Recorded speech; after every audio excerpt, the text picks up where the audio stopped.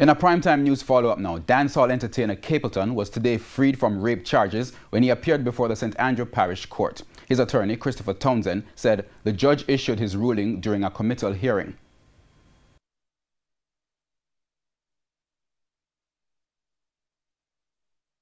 I then made a further submission as it relates to the compliance of the statement to the Committal Proceedings Act. That submission was successful. The judge agreed with me that the statement was non-compliant, and she had given the Crown sufficient time, in excess of a year, to comply, and they did not do so.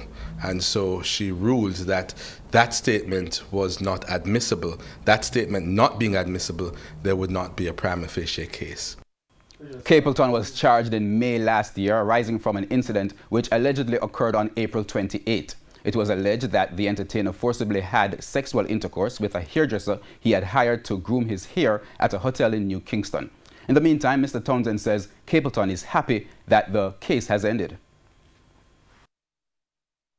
He was brought to tears. This has been a long haul for him.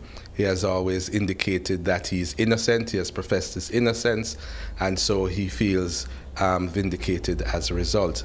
And of course, he indicated to me that he's really grateful to his fans for their support during this ordeal.